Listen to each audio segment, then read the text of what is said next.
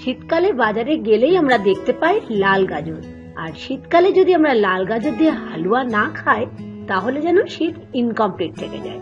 নমস্কার বন্ধুরা, মুনমুনের 5 ফর্মের সকলকেই স্বাগত। আজ আমরা শিখব শীতের লাল গাজর দিয়ে জিভে জল আসার মতো একটি রেসিপি, গাজরের হালুয়া। আমি এখানে লাল গাজর নিয়েছি 500 গ্রাম, যেটা খুব ভালো করে পরিষ্কার করে ধুয়ে নিয়ে আমি ঠিক এরকম ভাবে গাজরের খোসাগুলোকে ছাড়িয়ে নিচ্ছি। গাজরের খোসা ছাড়ানোর পরে দেখুন এই উপরের অংশটা আমি কেটে বাদ দিয়ে দিলাম। এখন আমাদের যেটা করে নিতে হবে, গাজরগুলোকে গ্রেট করতে হবে। এই জন্য আমি একটু মোটা, এই যেটা পাতলা গ্রেটার সেটা না, একটু মোটা গ্রেটার ব্যবহার করছি। ঠিক এরকম ভাবে গাজরটাকে একটু মোটা মোটা করে গ্রেট করে নিলাম। এখন চলে আসছি গ্যাস স্টোভের পাশে। গ্যাস ওভেনটা জ্বালিয়ে একটা বসিয়ে দিলাম ননস্টিকের ফ্রাই প্যান। আপনারা কড়াইও করতে পারেন।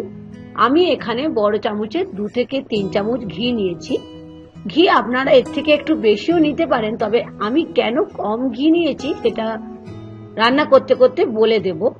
ঘিটা ভালো করে গরম করে নেওয়ার পরে এখানে নিয়ে নিলাম বড় চামচের 2 চামচ কাজু বাদাম আর বড় চামচের 2 চামচ কিশমিশ।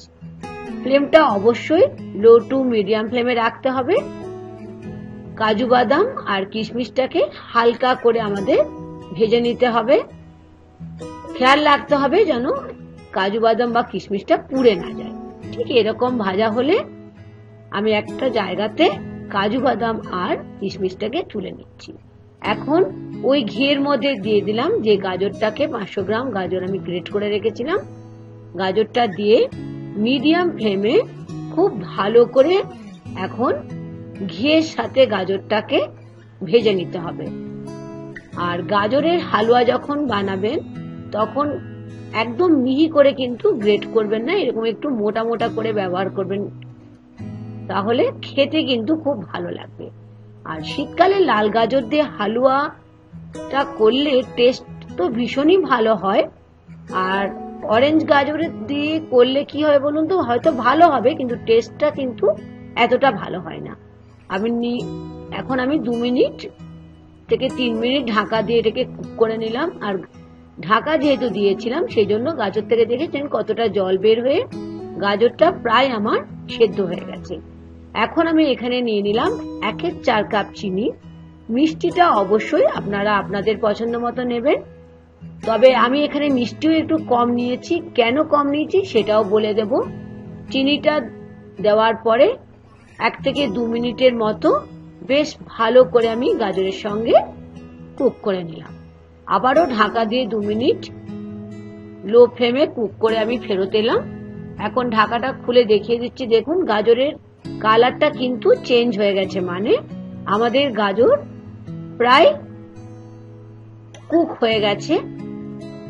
এখন এই অবস্থায় আমি গাজরের সঙ্গে, যে গাজরটা দেখেছেন কি সুন্দর কালারটা হয়ে গেছে, এখন আমি 1/4 কাপ খোয়া ব্যবহার করছি।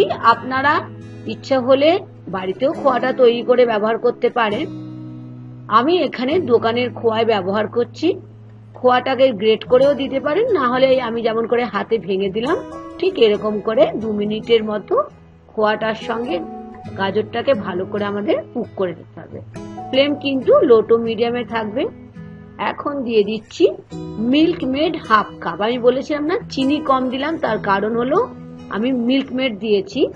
যদি আপনাদের মিল্ক মেড না থাকে তাহলে আপনারা এখানে 2 থেকে 2.5 কাপ দুধ ব্যবহার করতে পারেন। সেই ক্ষেত্রে একটু সময় ধরে আমাদের এটাকে কুক করতে হবে। আর মিল্ক মেড দিয়ে করছি বলে আমাদের বেশিক্ষণ সময় লাগবে না। এখন লো ফ্লেমে মিল্ক মেড ভালো করে মিশিয়ে আবার 1 থেকে 2 মিনিটের মতো কুক করে নিলাম। দেখেছেন কি সুন্দর ঘি বের হয়ে এসছে, মানে আমাদের রান্না প্রায় শেষের দিকে। আর যদি আপনারা খোয়া ব্যবহার না করেন তাহলে খোয়ার জায়গায় আপনারা যে কোনো ব্র্যান্ডের গুঁড়ো দুধ ব্যবহার করতে পারেন। কেমন লাগছে আজকে রেসিপি, শীতের রেসিপি রেড গাজরের হালুয়া? হ্যাঁ জানি আপনারা তো বানিয়েই থাকেন, তবে আমার মতো একবার অবশ্যই বানিয়ে খান। ওপর থেকে দিয়ে দিলাম 1/2 চামচের মতো এলাচের পাউডার। তারপরে আবার ভালো করে মিশিয়ে 1 মিনিটের মতো এটাকে আমি কুক করে নিচ্ছি। আর এখন দেখবেন খুব সুন্দর একটা গন্ধ বের হবে, তখনই বুঝবেন আমাদের গাজরের হালুয়া কমপ্লিট হয়ে গেছে। এখন যে কাজু বাদাম আর কিশমিশটাকে ভেজে রেখেছিলাম সেটা বেশিরভাগটাই দিয়ে দিলাম, আর খানিকটা আমি সরিয়ে রাখলাম।